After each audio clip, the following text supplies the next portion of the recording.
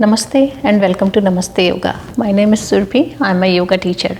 The goal of my channel is to tell you all those little tips and tricks that many yoga teachers know, but somehow in class setting they do not get conveyed to the students. So as the title says, how do we stop chattering of the mind? That's what we are going to talk about today. But before we move forward, please do not forget to subscribe to the channel, and if you like the video, do not forget to give a thumbs up. So this is a very common thing that people encounter. I sit for meditation, but my mind cannot stop chattering. I don't know what to do. I cannot do asana. I cannot do meditation. Even in Shavasana, my mind just keeps on going and going and going.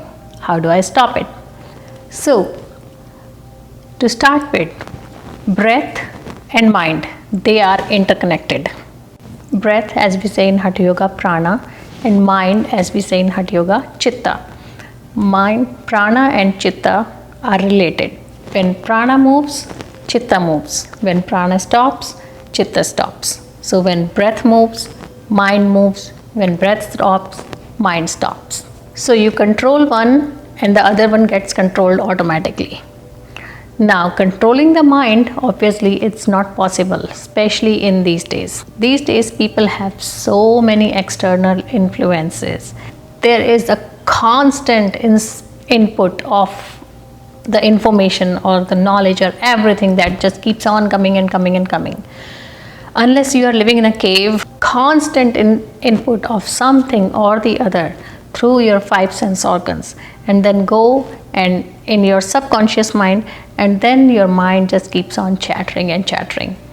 So controlling the mind, it's very hard, but if we control our breath, we can control our mind. Controlled breath also means controlled nerve impulses, and if nerve impulses are controlled, then the brain is controlled or mind is controlled. So what exactly does controlled breath mean? When I say controlled breath, it means the retention of the breath during inhalation and exhalation. So when we inhale and then we stop, we are not breathing, and then we exhale. So that time period between the inhalation and exhalation, the retention period, if you can prolong it, it means you have a controlled breath. The longer the breath is held, the greater the gap between the nerve impulses. And that's where when the mind gets calmer. If you have been doing yoga and pranayama and you want to go deeper into the practice, it is really important that you have a controlled breath and a longer retention, so you can go deep into meditation or chanting. Just to give you a quick taste or quick experiment of what I am saying, let's practice Bhastrika Pranayama. I have made a video before on Bhastrika Pranayama. You can click on the link and check it out about all the benefits and how to do it and everything. I'm not going to go into the detail of that, but to show you how the retention of the breath works, we are going to do Bhastrika here. So what I need you to do, keep your hands by your side, very loose fist, not tight, loose fist. And when we go up, we are going to inhale. And when we take our hands down, we are going to exhale. So it will be something like this,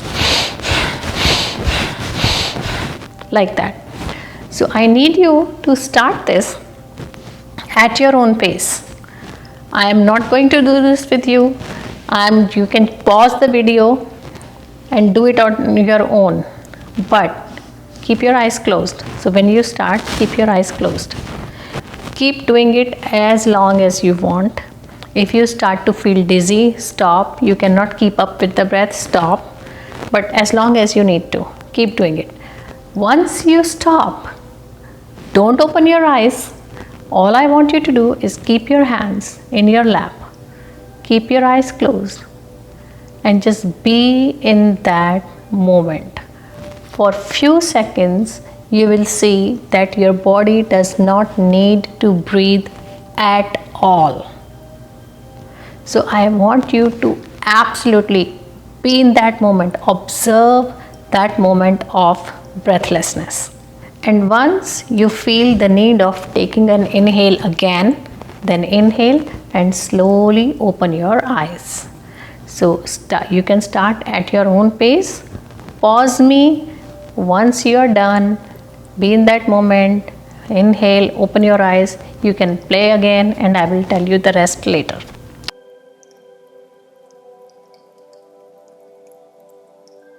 So if you experienced that moment, then you must have noticed that while you were in the moment of breathlessness, there were absolutely no thoughts in your mind. If you keep practicing Bhastrika like that daily, that moment of breathlessness keeps increasing. And every time there is no breath, there will be no thoughts in the mind. You can even experience this without Bhastrika. You can force yourself to hold your breath, although it's not a good idea, but just to prove the point that when prana moves, mind moves, when prana stops, mind stops. So if you hold your breath forcefully, there will be no thoughts in your mind. If you want to think forcefully, that's a different story, if you want to prove me wrong. But only if you hold your breath, there will be no thoughts in your mind. But obviously, doing forcefully is not a good idea. Practice pranayama, Bhastrika, and improve the retention of the breath. And then you will be able to stop that mind chatter. I hope you enjoyed the video today. If you have any questions or comments, please feel free to write them in the comment box. I would love to answer them. If you have not done so, please subscribe to the channel and click on the notification bell so you know when my next video is coming. You can also follow me on Facebook and Twitter. Links are in the description box. I wish you all a very happy and healthy day. Namaste.